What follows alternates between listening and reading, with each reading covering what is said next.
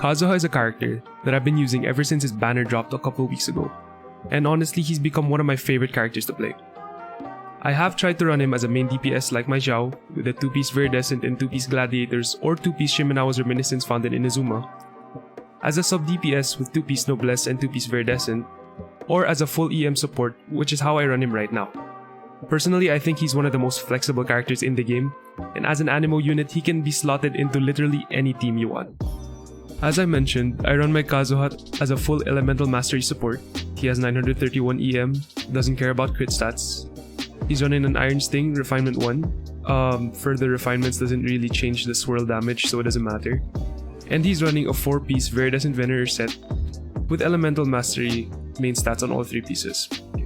Today's the day I finally leveled him up to level 90, because he's been sitting at that level 81 since I got him.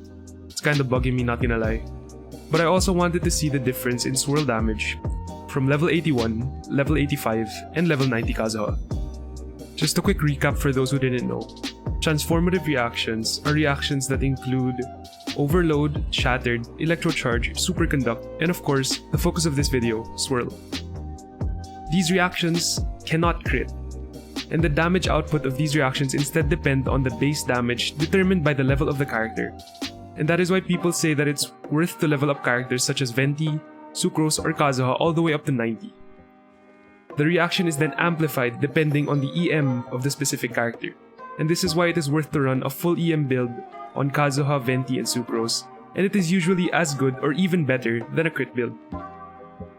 Sadly, these transformative reactions are often overlooked even after the buffs in 1.6, because these reactions didn't really produce the same wow factor of melt or vaporize one-shot combos. Okay, but we're not gonna do math in this video because I'm not a math guy, nor do I claim to be one. I'm just gonna do a simple test of the swirl damage done by Kazuha's E and Q on a single target. For the single target test, I decided that it would be the most convenient to use the Cryo Registine since he's stationary. And so how this is gonna go is, I'm gonna use Bennett E to destroy his shield. I'm gonna use 1 Kazuha E and 1 Kazuha Q, and we can note down the numbers from there. To compare, if it was against multiple targets, the swirl is simply just doubled, so yeah, that's how you calculate it.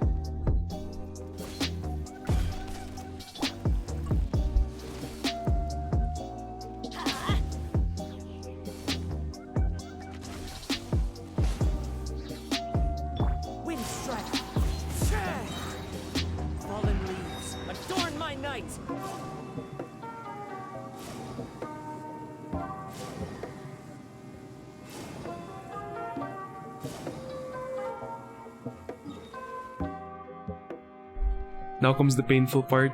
I'm gonna go ahead and level him to 95. Let me just get some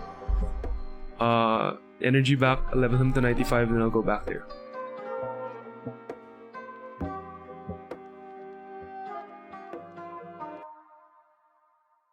So I'm gonna go ahead and level him to 85.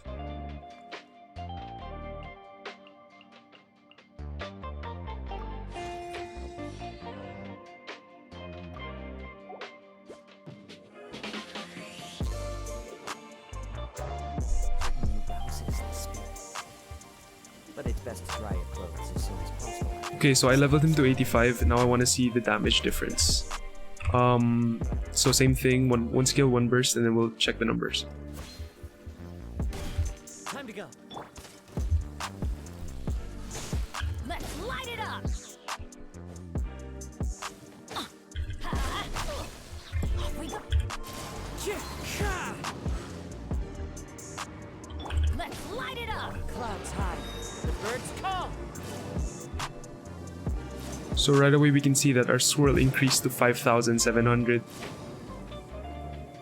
That's kinda huge, I'm kinda surprised, not gonna lie. Okay, so I'm back here at the Cryo Registine. I'm gonna actually not level him to level 90.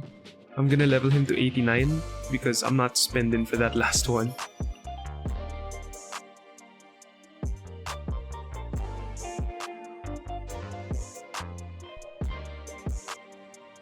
Okay, so I leveled him to 89, and now let's see the damage. But it's best to dry your clothes as soon as possible after the rain stops. Adventure time.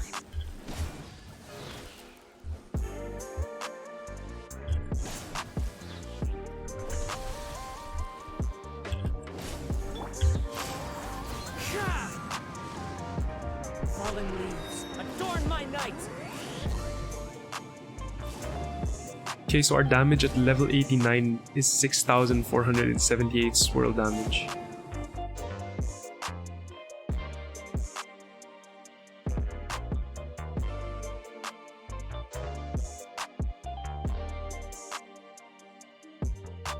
I just want to do a side-by-side comparison here, and as you can see, at level 89, Kazuha was swirling for 6,487. Level 85, he was swirling for 5,781. And where we started at level 81, he was swirling for 5,117. From my testing and those results, I hope that you guys can see that it's very worth to level not just your Kazuha, but any of your elemental mastery based supports, like Sucrose, Venti, or even ANEMO MC to level 90. From my own experience, I managed to get almost 27% more damage just from leveling, and the cost was surely worth it. If you guys have an ANEMO support in your team comp, instead of farming for that God Roll artifact that could cost thousands of resin and millions of more in investment, I suggest that you level up to 90 first before thinking about anything else. So that's it for this video, see you guys in the next one.